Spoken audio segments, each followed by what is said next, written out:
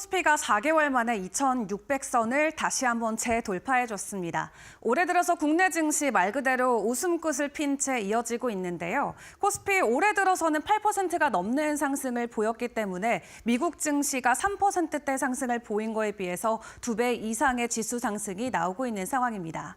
이날 장에서도 기관들의 매수세가 상승을 견인을 해준 모습이 확인이 됐죠. 다만 코스닥 쪽에서는 1.6%대 더 강한 반등이 나오면서 768선까지 올라온 모습입니다. 미국의 상호 관세라던가 소매 판매 여러 가지 데이터들이 시장에는 부담으로 작용될 수는 있겠습니다만 작년 한 해 동안 워낙 부진했던 증시 탓에 여러 가지 재료들을 잘 소화해주는 모습이 증시권에서 나오고 있는 모습이고요. 일단 증권가에서는 올해 상반기 안으로 코스피가 다시 한번 2,700선을 돌파해줄 수 있다라는 긍정적인 전망들도 잇따르고 있는 상황입니다. 시장 안에서는 방산주들과 조선주들이 엄청난 폭등을 이어간 채 전반적인 지수에는 강한 상승을 보여주고 있는데요. 이 외국인과 기관들의 순매수 상위 종목을 보더라도 여전히 원전이나 방산 쪽의 종목들이 있는 것을 확인을 해볼 수가 있겠고요. 기관은 이날장에서 삼성전자를 가장 많이 담아갔는데 삼성전자도 올해 들어서 7% 가까운 지수 상승을 보여주고 있습니다. 그리고 52주 신고가 간 종목들 보면은 올해 초반부터 해서 이제 2달 정도밖에 지나지 않았지만 올릭스 같은 경우는 일라이릴리와 함께 체결한 모멘텀이 지속적으로 증시의 모멘텀으로 작용되면서 210%나 상승하는 모습이 나왔고요. 한화 에어로스페이스 같은 경우도 전반적인 방산주 그리고 하나그룹주의 호실적과 함께 현재 80%에 가까운 지수 상승을 올해에만 보여주고 있습니다. 이렇게 가는 종목들은 엄청난 지수 상승을 보여주고 있는데 어제 증시에서는 어떤 부분이 주목을 받았을까요? 이슈와 종목들 점검해 보겠습니다. 어제는 AI로 다양하게 여러 종목들과 업종들이 같이 웃어갔던 하루였습니다. 일단 반도체와 유리기판 관련주들 차세대 AI 반도체를 놓고 지속적인 주가 상승을 보여주고 있는데요. 지난주부터 유리기판 관련주들이 엄청난 상승을 보였었죠. SK에 이어서 삼성전자도 유리기판 만든다라는 소식이 전해지면서 상한가 가는 종목들이 대거 속출했는데 어제는 엔비디아가 제2의 HBM을 만들겠다. 삼성전자와 SK와 함께 협의를 하고 있다라는 소식이 전해지면서 관련주들이 이날장에서 상한가 가는 모습이 다시 한번 포착이 됐습니다. 대표적으로 3에이로직스가 상한가 안착을 했고요. 심테카 PI도 지난주에 이어서 이번 주도 두 자릿수 이상의 지수 상승을 이어가고 있습니다. 그리고 의료 AI 쪽도 최근에 굉장히 이슈가 많습니다. 뉴욕 증시에서도 의료 AI 관련주들의 주가 상승이 올 들어서 굉장히 눈에 띄고 있는데요. 대표적으로 템퍼스 AI 같은 경우도 이 연초 대비해서 150%의 상승을 보여주고 있는 가운데 이날장에서는 3빌리언이 가지고 온 MOU 체결 소식이 전반적인 업종 안에서 온기로 퍼졌습니다. 아스트라제네카와 함께 MOU 체결 소식을 가지고 왔는데 AI를 기반으로 하는 의료 업체이니만큼 이날장에서 3빌리언을 포함해서 여러 종목들이 두 자릿수 이상의 상승을 보였고요. 토마토 시스템도 이날장에서 13% 가까운 상승을 보였는데 지금 LA 쪽에서 계속해서 이 의료기관과 함께 협력하고 있다는 소식이 전해지면서 연초 대비해서 지속적인 주가 상승이 나오고 있는 상황입니다. 그리고 미국과 한국뿐만 아니라 중국에서도 의료 AI와 관련된 이슈들 나오고 있죠. 베이징에서 AI 의사의 첫 등장이 이 언론에도 보도가 된 바가 있는데요. 일단 한국과 중국, 미국에서도 의료 AI와 관련된 키워드가 계속해서 부각이 되고 있는 만큼 연속적인 시세성이 계속 나올 수 있을지 함께 지켜보시죠. 그리고 챗GPT의 대항마로 불리는 머스크의 그록 3, 이 현지 시간으로 17일 그리고 우리나라 시간으로는 오늘 오후 1시 첫 선을 선보이게 됩니다. 관련해서 어제 관련주들이 먼저 기대감으로 오름폭을 보였는데 오늘 오후 시간대 본격적으로 공개가 되는 만큼 관련주들의 변동성, 오늘 증시 안에서도 다시 한번 주목을 해보시는 게 중요할 것 같습니다. 그럼 어제 시간의 이슈는 어떤 것들이 있었는지 종목들 같이 점검해 보도록 할 텐데요. 어제 상한가와 하한가 갔던 종목과 이슈들 체크를 해보겠습니다.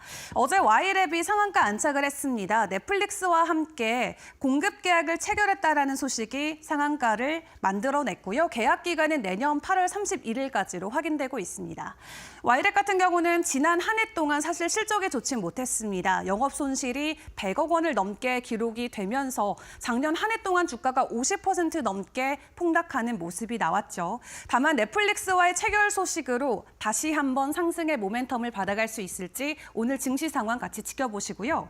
하한가 갔던 이슈의 종목들은 티웨이 그룹주가 되겠습니다. 어제 장중에 전해졌던 소식이었죠. 경영권 분쟁 종결 소식과 함께 일단 이슈가 소멸됨과 함께 어제 시간 외에서도 하한가에 들어갔기 때문에 오늘 장중에도 변동성은 주의를 해보시는 게 좋겠습니다. 그리고 최근 정부에서 K연합군과 관련된 여러 가지 좀 이슈들, 모멘텀들을 자체적으로 만들어내고 있습니다.